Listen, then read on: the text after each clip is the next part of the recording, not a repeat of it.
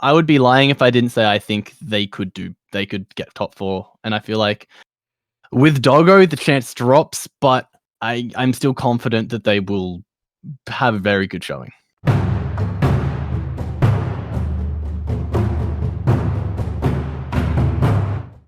Hi everyone, it's Tom with yet another MSI preview interview, and today talking about the PCS and its representative PSG Talon. With me here is, well, PCS caster Verbatim, who is has been following the team all split and is gonna tell me and you everything about the team. First of all, Verbatim, before we dive into PSG Talon, how have you been doing? I've been doing good. As the weather changes in Australia, it's getting a bit colder, but I'm doing good. I'm excited for MSI. I'm just keen to see how the boys go and how they go comparatively to the other nations, because I think they have a really good shot this split. This MSI, to be honest. Yeah, it's obviously a team that we saw at Worlds last year, where they, they were kind of in an impossible group with JD Gaming Yeah. and Dumwon, the eventual winners, and then also Roku. Mm. They finished ahead of, but I think that many people were still positively surprised when they took, for example, a game of JD Gaming in the second half, I think, of the double round robin in at Worlds. But before we talk about how they played in the spring split, this roster probably underwent some changes. I saw the different names on the lineup when I looked them up. So can you talk to me about the changes to the roster and what they meant to you? Mostly with going into the split, it was Maple coming in. Maple coming in, replacing Tank and Uniboy, who was a sub for PSG in 2020. Maple's come in. He's just been an absolute force in the split so far. Obviously, the elephant in the room going towards MSI is the fact that it will not be unified, which is super unfortunate because PSG love to play around unified as a carry. Him and Maple are really where they play around. So Doggo, even though he is still probably the second best AD carry in the region, he doesn't quite have that ability that Unified has. He has an uncanny ability to just get farm, get fed. They can play around Maple, they can play around Honeybee, and Unified will not go down CS. He will probably get plates by himself, if he loves to play Tristana, and he just has a knack to just be ahead of the AD carry regardless of the game situation. And Doggo quite isn't that player. He's really good when he was a member of Beyond Gaming, the second best team. They fell 3-0 to PSG in the finals.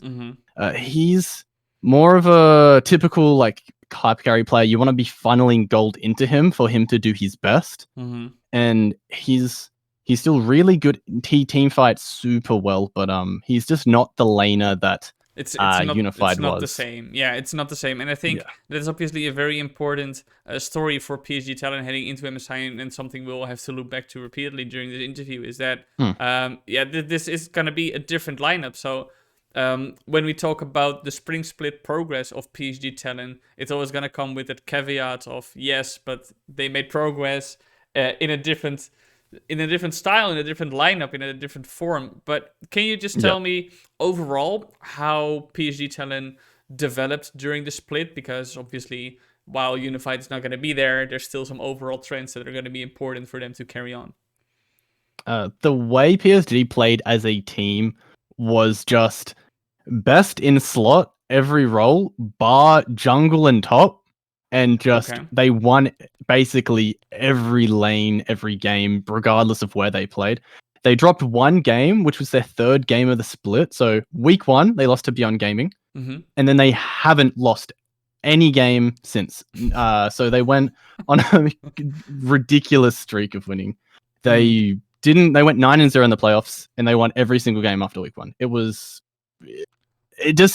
The only game they were behind at 15 minutes was that game against Beyond Gaming, and they've never ever been behind in 15 minutes since. So the question mark is, how do they play from behind? Because they've never done it.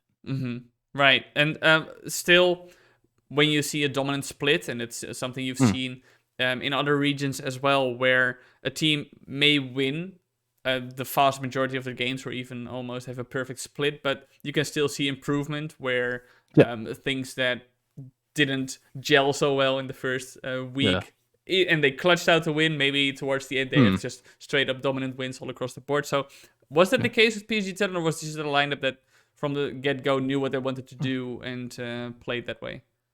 I would say they started to stray away from the meta around the last few weeks of the split and then the playoffs.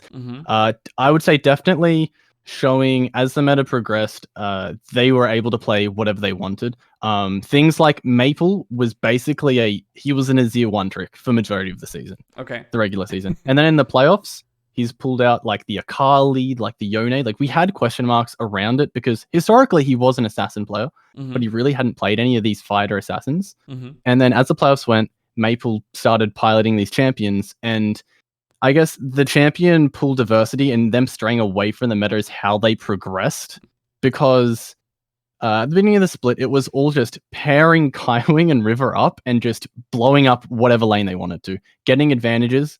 Kaiwing would never hesitate to leave Unified in the bot lane, and they would just get scuttle crabs. They would get objectives. They would force dives. They would force plays wherever they wanted, and it would just work. So I guess breaking out of the mold and forcing themselves to play differently was the progression, because they were comfortable just winning out in lane and just using that to win the game. And the later the season went, they had to try things, and I feel like champion pool diversity is really how they progressed.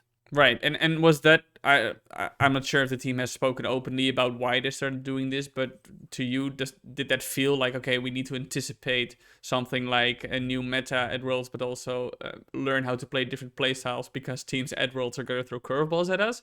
Was that kind of why they started doing this, or was there another reason? Maybe they just felt very comfortable, like hey, you guys were winning anyway.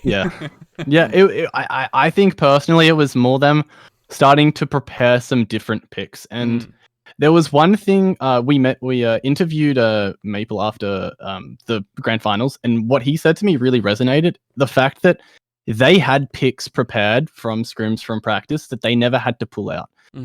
That was something that resonated with me, because we don't know what they have. Like, obviously it could have been something like a unified Draven. It could be something crazy, like some counter pick matchup in the mid lane, like playing something like a Talon or a Kiana, like we were talking about. Like, he's this assassin player, like they could have stuff prepared. And the fact that they never had their hand forced really to go too crazy is something I'm excited to see at MSI, because if it's still going to be like that Kai'Sa, that Tristana kind of centric bot lane, pulling out something like a Draven, like these really lane bully time champions could be something. But with Doggo coming in, I'm not sure how that'll be, because he's traditionally put him on Tristana or Kai'Sa and just funnel resources, get him ahead, get him 2 or 3 kills, and then he will carry through team fighting, because Doggo's strongest suit was that team fighting. Right. And I think it's a good segue into what might be a difficult task for PSG Talon to overcome now with a new lineup, something that changed on the fly.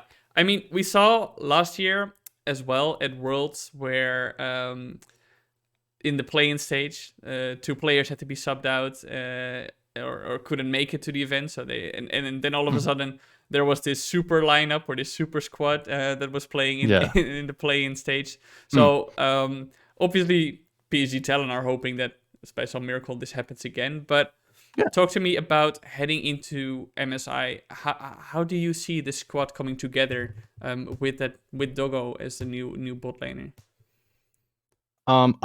I definitely see them being able to come with open arms. Like, it's if a team had to play with a sub, I definitely think PSG are probably going to be the most adaptable to play with that sub, because Hanabi Maple, they're both from the same country as Doggo, so they're both from Malaysia. So they all have that.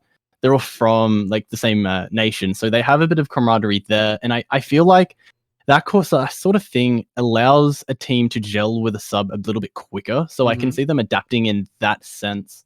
And it's not like we're subbing out. We're kind of plucking the best player from the second best team and putting him in AD carry. Like, so it's kind of like we have the second best AD carry on the second best team. that's coming in. So it's not too bad, but the problem is you're just taking away that one of your X factors from PSG Talon. But with the way they play the game, I can still see them being able to just say, "Hey, let's play around Maple now. It's Maple now." And Hanabi is someone who, even though he plays weak side every game or feels like it, he's playing the Nars, the Renekton's. He's playing those styles of champions, so they can funnel resources into him as well. So PSG they're a team that is resilient, and they've shown different flavors. It's really like whatever they've wanted to work has worked. And yes, when you go up against the Mad Lions, the Darm1s, the RNGs, it's going to be much more difficult. Yeah. But I do think Hanabi is strong enough as a player to really step up coming into MSI. Yeah, and it's so if you have to point to a weakness for this team, then because they had a very dominant split in the PCS, where, as you said, they just only dropped a single game in the entire season, which is pretty ridiculous. But aside from things like synergy, which obviously needs some ironing out when you have a new player on the team, are there weaknesses in terms of I don't know? Are they maybe in the early game, in the laning phase, can they have trouble? You mentioned earlier that they've never had to play from behind. Do you see that this might be an extended problem heading into MSI? I would probably say that their weakest avenue really comes down to just having River. The games they played against MuchieX, River started to get a little bit, because Gemini is the jungler from MuchieX. He was the best jungler in the split. He had the most MVPs. He was really good. I think perhaps Jungle Gap could be that kind of thing. When you start going against some stronger junglers, that could be like their biggest weakness. How will he match up against that? And a good thing is River really never played Hecarim. He played 2 games in the spring split. Yes, he pulled it out more in the playoffs when it became more. So he's not missing a lot with the Hecarim nerfs. No, he's not. He's not, because Hecarim will drop down in priority going into MSI with the nerfs. They've really hit tank Hecarim hard. So I feel like that's something that that's a good thing for him. But I feel like, I guess, top and jungle would be their weaknesses, and the synergy thing with Doggo coming in. I feel like those are the areas where PSG has shown the small amounts of weakness that I've been able to see in the regular split. It's just been really hard. Yeah. It's obviously very difficult to say like what concrete weaknesses are when a team is performing very dominantly throughout the split. But I want to talk to you also about the expectations for PSG Talon. Group B is probably the most interesting group we have at MSI, with Group A having RNG, and then Unicorns of Lava and Pentanet, and then Group C with Damonkia, Cloud9, and 2 minor regions in the LLA and the LGL. Obviously, I think Group B is probably going to be the closest one. So what are your expectations for PSG Talon in Group B, and where do you see them go in the tournament? For Group, I'm expecting them to get to the Rumble stage at least. Me personally, and I feel like I can say the same for all the casters and majority of the region, we're expecting top 4. Like, we're expecting to be able to beat NA. I think we can. Maybe the expectation is not there from the region, because that is a big claim to make. But I think personally, it's going to be, we're going to see how strong PSG is when they converse Mad Lions. This isn't the same Mad Lions we saw last year. This is a much stronger team. Their rookie jungler is really good. I feel like that is going to be a massive test for River. I think top 4 is something that is achievable. Expectations is out of the groups, 100%. Even with the sub bot lane with Doggo coming in, I feel like getting to the Rumble is expectation, but hopeful is top 4 and making it to finals. I think semi-finals is something that PSG definitely can do. With Unified coming out, I feel like the likelihood does drop, but I still believe they can do it. Right, and something that is very, I like what the question is then is, which team do you think they will get ahead of? I think Dom and Kia and RNG are probably finals favorites. Do you think Yes. they're going to be able to get ahead of Mad Lions, or is it Cloud9 that you see them another favorite? Probably an expected top 4 for many. Yeah. Yeah, I see on paper going down the rosters of C9 and Mad Lions. I do see. It's hard to say because going into the season, everyone was going. It's going to be G2 or Fnatic coming out, 100%. And then you watch LEC and it's not. It's Rogue and Mad Lions just upsetting like the historic. So for me, like I was unexpected, but like I watched the finals. I watched it live and I rewatched it because I wanted to see how Mad Lions were playing. Like the reverse sweep was super impressive. Like that showed resilience. That's something that PSG hasn't had to do. So having that experience up their hand is really good. Same with C9, they did the same thing. So that's going to be, I feel like, where the upper hand for those two, NA and EU, is going to be, just from the fact that they've had to play from behind. And with PSG, I feel like it's so hard to say, but I think they can get ahead of NA. I feel like NA's been really weird this year. It's been very ups and downs. Like it's been, I don't think NA has been as strong this year as they have in previous years. Like definitely not 2 years ago. I feel like the C9 that made the gap, beat RNG upset, is definitely like peak NA. So I feel like they can get ahead of C9. Against Mad Lions, we'll have to see in groups. But I would be lying if I didn't say I think they could get top 4. And I feel like with Doggo, the chance drops, but I'm still confident that they will have a very good showing.